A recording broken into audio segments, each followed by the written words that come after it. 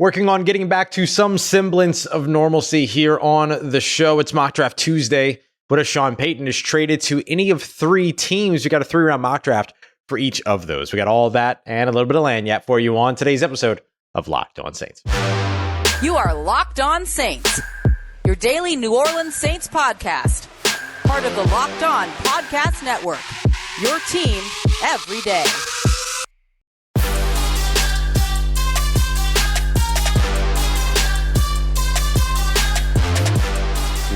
What is good, Who Dat Nation and Who Dat family? Welcome into another episode of Locked On Saints, your daily podcast covering your favorite team, the New Orleans Saints, part of Locked On Podcast Network, your team every day.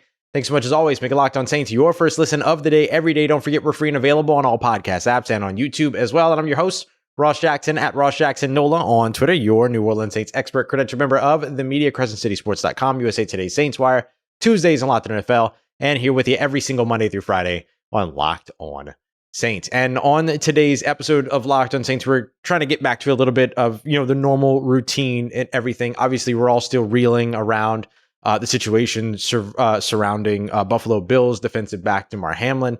If you want to hear a little bit more about kind of like my thoughts, I guess, or response to sort of the situation, the community response to it, how important like you are in all of this, you can check out the last episode that I published. But more importantly, like in the description of that episode, as well as in the description of this episode, there will be the link to his toy drive, which is raised now over $4 million. So if you want to do something good in his name, while he, we hopefully get some positive news eventually on his condition, you'll be able to go and check that out. Today, I'm going to focus on getting a little bit more back to like the Saints stuff and everything. But of course, I'll completely keep you up to date as we get new information around Hamlin. I just want to be careful about like co-opting the experience, right? Like after a while, if I just come up here and like wax philosophical every day, then all of a sudden it stops becoming about him. It starts becoming about me. And that's disrespectful. And so I don't want to be disrespectful at all. I want to be completely respectful in this situation. And I hope that came across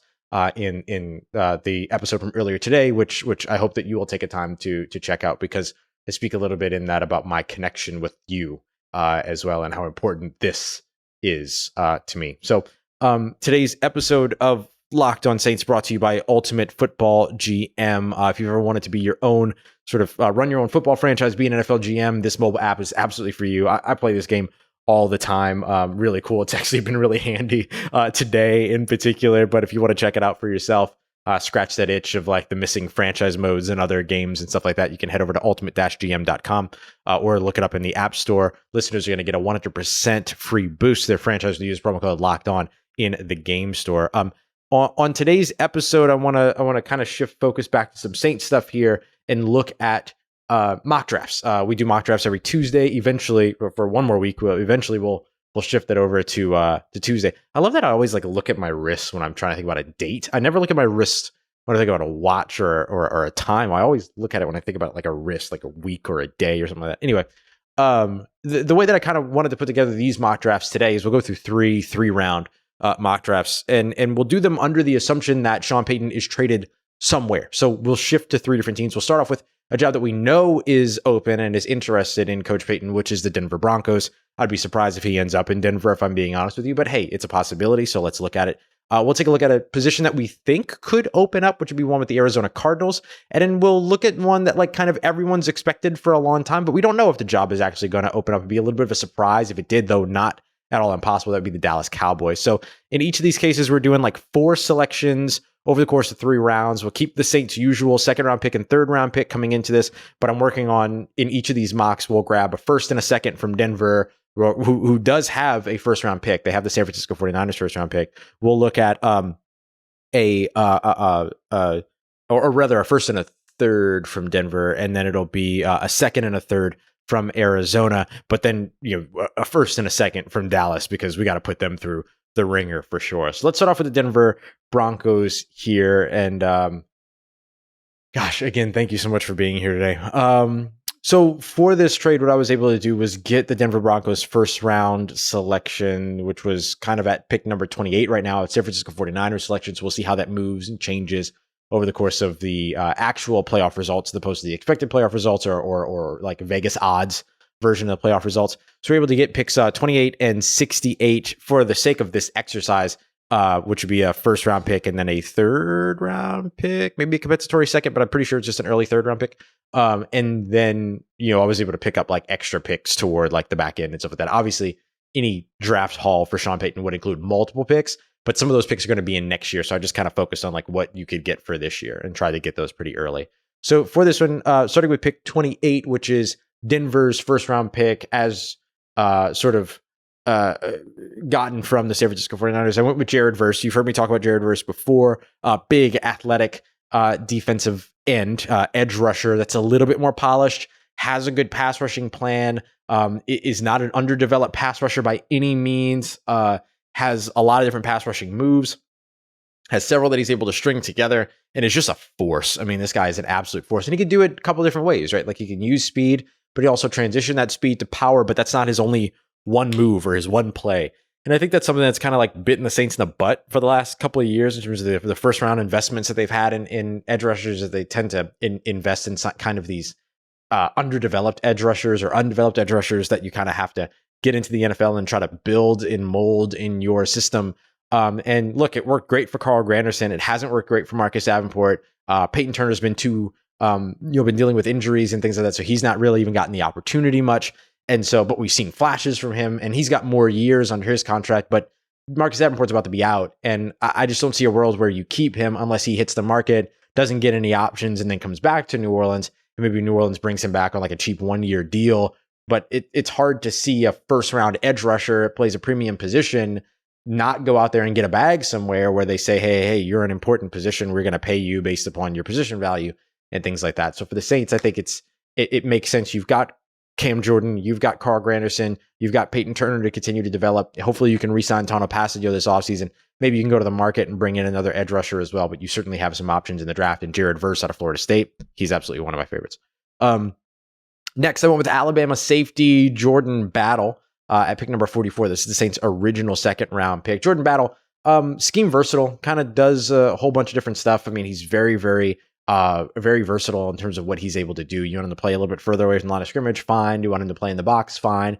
So he kind of gives you somebody that has the same quality that the New Orleans Saints really liked about Tyrann Mathieu as well as Marcus May. Tyrann Mathieu you have for maybe another year. Marcus May is probably going to miss some time with outstanding court cases there that could lead to suspensions and things. So Jordan Battle could potentially have a role as quickly as his rookie year. And so investing rather early in a safety in this year's draft makes sense, right? Because under every circumstance or any circumstance, you're going to see a third and fourth safety probably hit the field for the New Orleans Saints this season. So you might as well, or in 2023. So you might as well invest in that position. And look, there's the opportunity for Smoke Monday to come in and be the guy that, becomes that guy and all that. I'm so excited to see what he can do in training camp. I assume he'll be back with the team next season.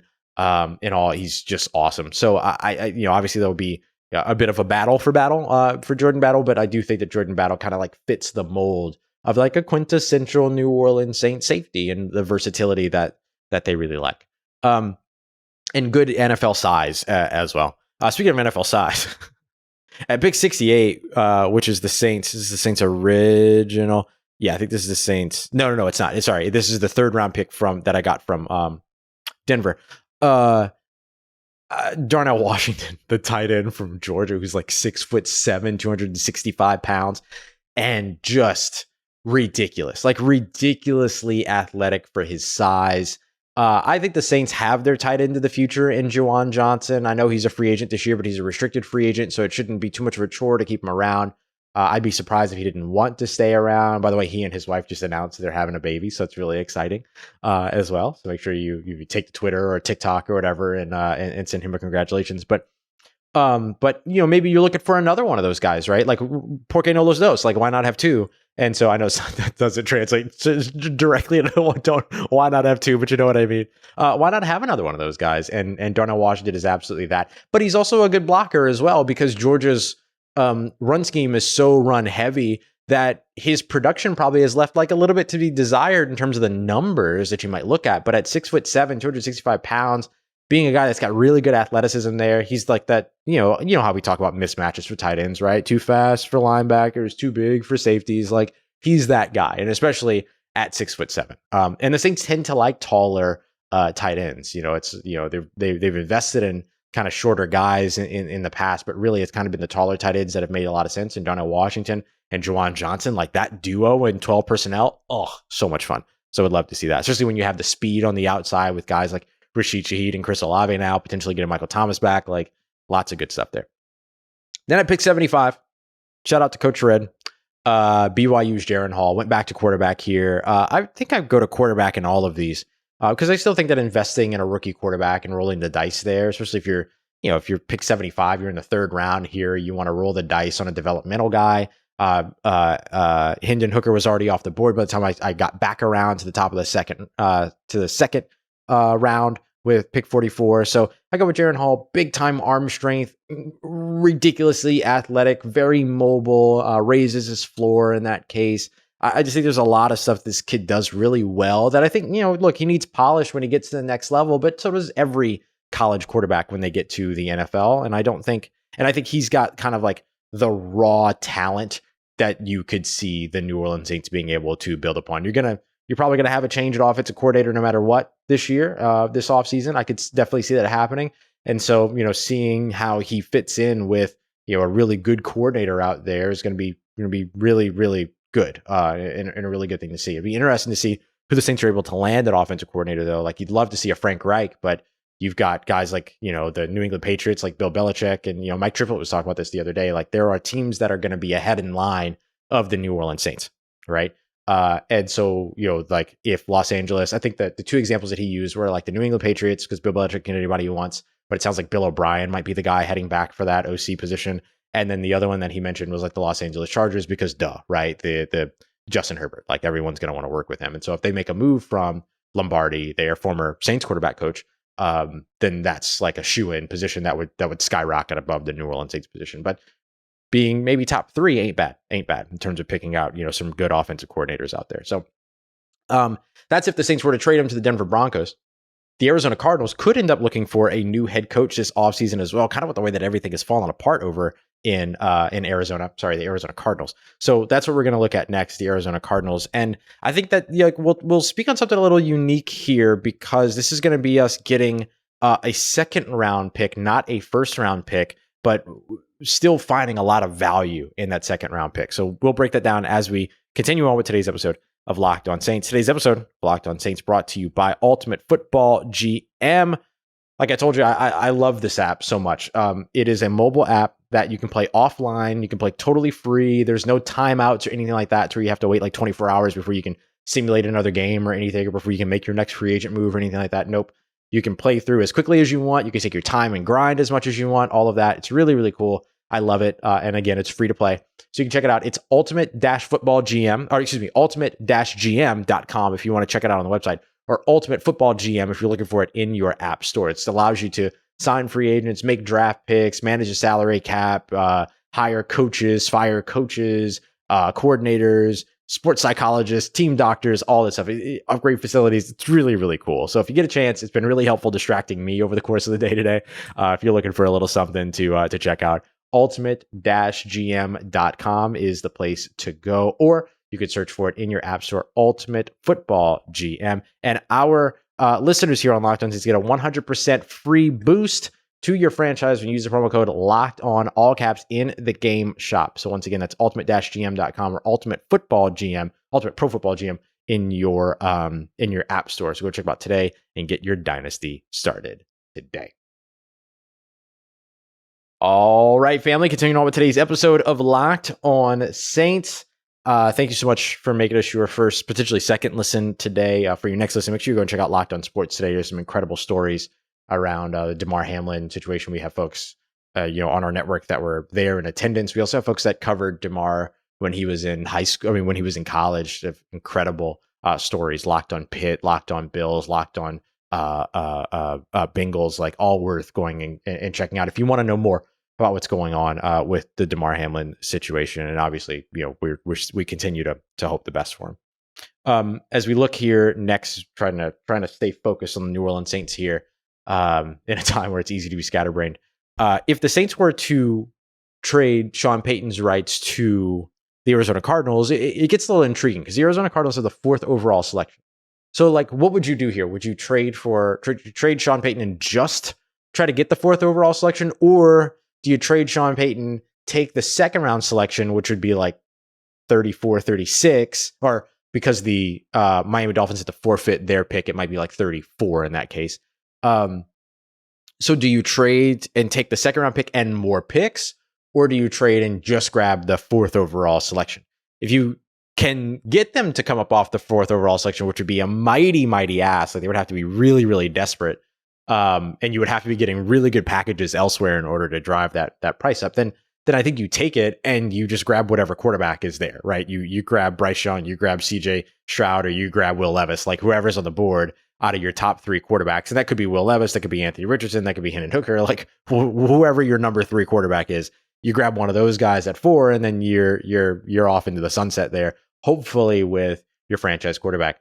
Or do you value more shots, right? Do you value taking more shots? And so for me, I kind of like the idea of grabbing the 2nd round pick, a future first for the Arizona Cardinals, because they ain't getting better the first year, and then getting some additional selections around that. So that's kind of what I did here.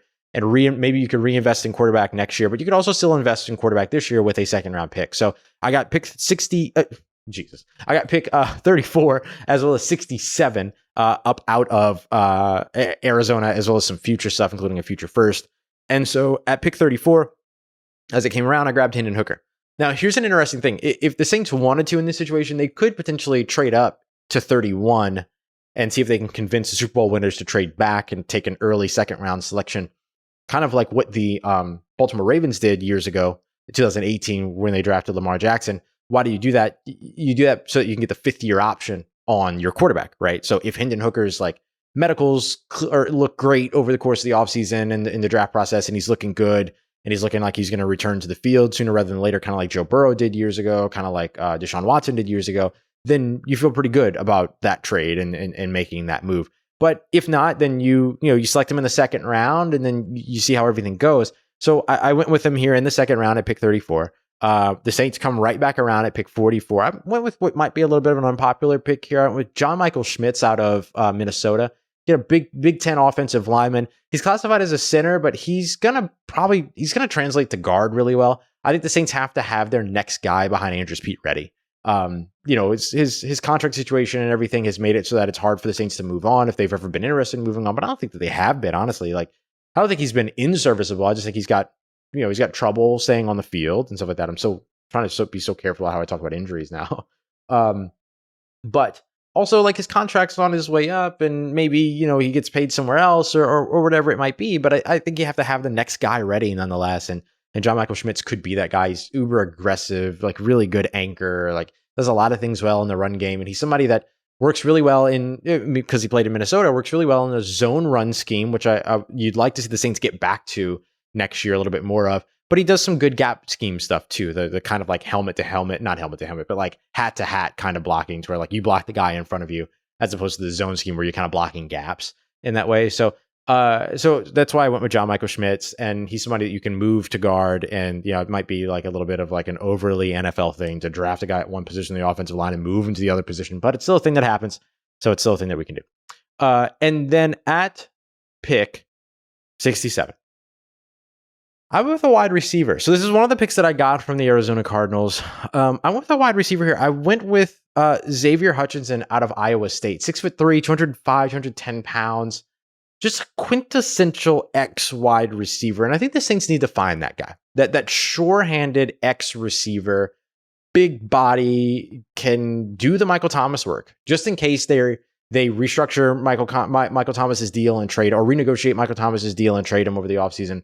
Or Michael Thomas, there's still so many question marks, like having a guy in the wings waiting behind him, not a bad idea while he manages all of his health stuff and everything. And the thing that I really like about Xavier Hutchinson is that, like Michael Thomas, despite his size, he's a very just subtle route runner, really good hands. And I think that complementary is something that you want to a Chris Olave and a Rashid Shaheed. Like the idea of the Saints offense being built on speed receivers, awesome. I'm all about it. Sign me up. Would love to cover that. But I do think having that like possession guy is important. It's one of the reasons why I think that the Saints going after Darius Slayton in free agency makes a ton of sense. plus the Cody Burns, Darius Slayton, Auburn connection. But I really like what Xavier Hutchinson brings to as some potential there. And so I couldn't pass him up with him being on the board. And then another guy that I couldn't pass up with him still being on the board was Brandon Joseph, the safety out of Notre Dame. I've talked about him on the show before. Again, he's a scheme versatile guy, does some good stuff in coverage, can do some good stuff as a tackler as well. He's a little bit more of a box safety than he is a coverage guy, but he's not a full-on, liability in coverage or anything like that. He's not terrible in that spot, but you love what he can do in the box. And so, if you want to use Tyrann Mathieu further away from the line of scrimmage, then you have Brandon Joseph as a guy in place of Marcus Maye who can come and play down in the box. If you want to, have Brandon Joseph play deep and then keep, while Marcus Maye is out and keep Tyrann Mathieu in the box, then also great. Like, it just the versatility, I think, makes a lot of sense in terms of what they would be able to get done there. So I like that sort of tandem of safeties that can come in like a John Battle or a Brandon Joseph and kind of be a little bit scheme versatile. John Battle more scheme versatile than Brandon Joseph is. Brandon Joseph, though, big time hitter, like really good box safety. And I think in the third round, you take a box safety. That's totally fine. Okay. So that's what we looked at there. Next up, we're going to take a look at what happens if the Cowboys job comes open. First of all, what would it take for that to happen, right? I mean, Mike McCarthy's been pretty good with the Cowboys here as of late. They just got a big victory over the Philadelphia Eagles a couple weeks ago, or Christmas Eve. So what would have to happen for that to happen? And if it did, where would the New Orleans Saints go with another late first round selection? We'll break all that down as we continue on to wrap up today's episode of Locked On Saints. Today's episode of Locked On Saints brought to you by our friends over at LinkedIn Jobs. One of my favorite places to go when I was looking for jobs. Thankfully, I landed a really nice home here at Locked On. But let's say I had to go and hire somebody, I would absolutely use LinkedIn Jobs because it's what I used when I was looking for jobs as well. So if you're a small business owner, or maybe you're a hiring manager or something like that, that success, you're looking for success in 2023. And it all depends on the team members that you have in your organization that you surround yourself with. And with LinkedIn Jobs, you can find all those qualified candidates faster and more efficiently. And of course, you can find them in terms of like matching opening roles with people who have the right skills, values, and experience to help you achieve your goals as well and find good culture fits in all of it as well. So they'll help you find and attract qualified candidates with your opening jobs, as well as targeting tools. There's really cool stuff. I mean, this is 875 million member profiles to post your job in front of, basically, and everything. They've got cool stuff like screening questions to make sure you're kind of culling the pool a little bit, because there's gonna be a lot of people who want to work with you. You're awesome. So it's one of the reasons why small business owners, they name LinkedIn Jobs the number one place in delivering quality candidates versus their leading competitors.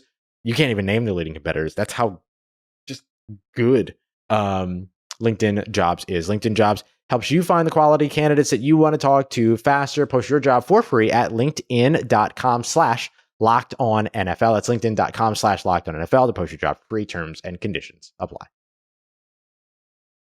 Let's get it. Who Dat Nation, wrapping up today's episode of Locked On Saints with one last mock draft for you. Sean Payton and the Cowboys. Oh gosh, this conversation has been going on for years and years and years and years. Jerry Jones just loves him from Sean Payton. Sean Payton, of course, was a former assistant coach with the Dallas Cowboys. Like, there's a connection there. His kids are, when Payton was suspended for that 2012 season, he went and coached his kids in Argyle, Texas, which is like basically, it's not basically Dallas, but it's like near Dallas. And everything, like he's got so many of those Texas connections, got so many of those Dallas connections that like we have to accept that this could be a possibility now all of a sudden that Sean Payton's looking for a job. But the good news is that if that happened, then the Saints could probably get a lot out of the Dallas Cowboys because Jerry Jones is going to be desperate to get his guy back. But what would it even take for them to like go after Sean Payton? And I think the answer is maybe a first round bump out of the playoffs, especially if you consider, let me go to the playoff machine real quick. Especially if you consider like what their matchup probably is in this game. Like if they end up in a 6th seed here, then they would end up going up against the Minnesota Vikings. So that's, no. I'm looking at the wrong team. So if they're in the 5th seed here, then they're probably playing a 4th seed team, which is going to be a bad NFC South team in the Tampa Bay Buccaneers. I guess getting beat by Tom Brady in the playoffs isn't the worst thing in the world. And maybe that won't end up causing them any issues. Now there's a chance that they get a first round bye if the Philadelphia Eagles were to lose next week, which seems highly, highly unlikely as they're going up against the New York Giants. But if they were to lose next week and then the Cowboys were to beat the Commanders, which seems likely there, they would move up into the first seed and they would have a bye. And then maybe at that point, like you could just kind of rule all of it out. But if things go as we expect them to go, which would be the Eagles winning and the Cowboys winning, then the Cowboys are probably playing the 5th seed, or they are the 5th seed playing the 4th seed going up against a bad Tampa Bay Buccaneers team. So if Mike McCarthy and the Cowboys get bounced in the first round of the playoffs, then yeah, they might potentially look to move on from him. Similarly with the Los Angeles Chargers in the AFC playoffs, they're going to be going up against like the AFC South winners. So it's either going to be the Jaguars or somebody else. I mean, like, come on, you know what I mean? Like or Tennessee, like if they lost of one of those teams, then yeah, of course, then you could definitely see Brandon Staley being bumped out. So we'll look at the Chargers again next week. But so the way that I did this was I got the 1st and 2nd round picks from this year up out of Dallas. I got a 1st round pick and like some additional pick from like the 3rd round or something in 2024. That's purely hypothetical though. That doesn't matter. But I think you can run the price up with Dallas Cowboys here. So I picked 27 in the 1st round. I was met with a little bit of a choice. Like, do I do like I did with the Broncos and take an edge rusher in the 1st round, or do I kind of like wait on edge rusher, see if I could find somebody that I like later on? I don't think picking up a developmental edge rusher is a bad idea if you're not picking them up in the 1st round, right? Like, I think my biggest sort of like beef is picking up a developmental edge rusher in the 1st round. Picking him up in the 4th, 5th, 6th round, that's a different story, right? Or I could get a 5th-year option on the quarterback that I love, and that's what I did. So I went with Hendon Hooker at pick 27 in the 1st round. Insert your favorite quarterback that could potentially be on the board at the bottom of the 1st round here. And the value here is getting the 5th-year option, right? Like, there's nothing better for a franchise than getting a good quarterback, not even just an elite quarterback or a star quarterback or whatever, getting a good quarterback on a 5th-year option on a rookie deal and extending that low cost for quarterback for an extra season when the salary cap is expected to just skyrocket as well. So I went with Hendon Hooker there. And what this ended up doing, and I'm kind of glad that I did this, is because in the 2nd round, when I rolled back around at pick 44, my favorite running back prospect was still on the board. And I'm not just about Tajay Spears, who absolutely cut up during the Cotton Bowl, by the way. What an incredible win for Tulane. Roll wave. But Jahmyr Gibbs out of Alabama, who is like basically Alvin Kamara. I mean, like if we were giving pro comps here, which I'm really bad at comps, but this one's easy. Like even I can see this one. Jahmyr Gibbs is Alvin Kamara. And so if you get a guy that does the thing that the Saints thought Ty Montgomery would do, that the Saints thought a guy like Shane Vereen could potentially do, the Saints thought a guy like Mike Gillislee could potentially do, or Boston Scott, to where you don't have to change the playbook. You still have the Alvin Kamara playbook available to you. Jahmyr Gibbs, playmaker with the ball in his hands, fantastic receiver, great runner out of the backfield, great pass catcher out of the backfield as well. You can motion him out. You can line him up out wide. You can use both him and Alvin Kamara in packages. Like, what an unstoppable piece that would add to a very talented backfield that would have Alvin Kamara and Eno Benjamin at the very least in 2023. I expect Eno Benjamin will be back at least next year. So I really like all of that. Then at pick 58, which was the 2nd round selection that I got from the Dallas Cowboys, I went with Cooper Beebe out of Kansas State. He's another offensive guard. Again, I think getting a guy waiting in the wings for post-Pete days is a good idea. And he's another one that like could do that zone run scheme. I mean, he ran with Kansas State for crying out loud. Like he does, I was going to say a lot, crying out loud, but he was like blocking for, one of the most electrifying running backs in the country, and did so extremely well, and runs that zone run scheme, can run that man block scheme as well, and then has a little bit of versatility to him if you need him to as well. I think that there's a lot of people that look at him as a tackle, but I think he'll be a guard or a center at the next level. So he's kind of already trending that way. He's just a little bit undersized for a tackle. So moving him back to the interior and giving him a year to like learn the system, I'm all about that. And then finally here with pick 75, the Saints standard 3rd round selection, I went with defensive tackle out of Clemson, Orhorhoro. So H's are silent. It's just pronounced Orhorhoro. And his full first name is actually Ogunarukwe. And so you're hearing some things here. He's originally born in Nigeria. He's kind of going to be a developmental defensive tackle. This might sound familiar to you, right? Defensive tackle, number 93, born in Nigeria, has only been playing football for like I think he earned his 3-star rating after just 2 years of football. He started at wide receiver, actually. He said that they went out there, couldn't catch anything, so they moved him to tight end, didn't want to block, said he couldn't be paid to play O-line, and then ended up moving to offensive outside linebacker, like that. And then he, got to rushing the passer and everything. And this guy is one of those guys where, like, when he's fantastic at timing up a snap count, and when he can time up a snap count, he is just so athletic off the line. He is incredibly impressive from that area. And I think that's a part of what it is that I like about him so much. I've spoken over and over again about, the New Orleans Saints need at defensive tackle and needing to address the defensive interior. This guy is one of those guys that can come in and just has so much sort of developmental promise there that you don't mind like spending a 3rd-round pick on, just like you did with David Onyemata. And he's got such a phenomenal like attitude around the game too. He's fun, he's funny, he's just a good culture guy as well. He's a good penetration player on the interior, good pass rusher in that area. His first step is ridiculous, and he is just so athletic, just super, super athletic. And I think, there's like enough around like the Clemson Tigers and their reputation of producing NFL defensive linemen that makes you look at a guy like Orhorhoro and go, oh, okay, there's a potential here. So Rook, which rhymes with like juke, it's Ruke, Rook Orhorhoro. Go and check him out. I mean, you can watch his film. His film's a lot of fun too. You can find that all over like YouTube and stuff like that. But so that wraps up that one. So I'll post all 3 of these on the YouTube community tab, as well as over on Twitter and the Locked On Saints Facebook group, facebook.com/group/Locked On Saints, if you want to join that. And then you let me know, like, which one was your favorite? Did you like that we, went edge rusher high and waited on quarterback and still walked away with Jaron Hall, or that we went with Hendon Hooker high and then we got us a really nice, smooth pass catcher in Xavier Hutchinson? Or are you a big fan of this last one with Hendon Hooker high, get the 5th-round option on him, get Jameer Gibbs, and then walk away with, these 2 developmental pieces in the trenches where the Saints always love to develop? I personally really love the Dallas Cowboys one that I did, that 4th one that ended with Hendon Hooker, Jameer Gibbs, Cooper Beebe, and then Orhorhoro. I love that. I love that sort of group, but it could just be positions as well. So if you like either one of those sound off, let me know which ones you like. And as always, of course, I appreciate you so much for being here and making us your first listen, potentially even second listen today of the day. Tomorrow, we're back at it with film study. I know one of the things I'm going to want to break down is what Marshawn Lattimore saw on his pick 6 and why he saw it. And then in the afternoon, we'll get to some of our biggest questions. So don't forget to tell me what questions you have around the New Orleans Saints as well, your biggest questions going into the offseason. So 2-a-days continue on Wednesday. So I appreciate you. As always, for your next listen, make sure you go and check out Locked On Sports Today. Like I mentioned earlier, you can find that on YouTube, wherever you get your podcasts. Go beyond the scoreboard, behind the scenes with the Locked On local experts.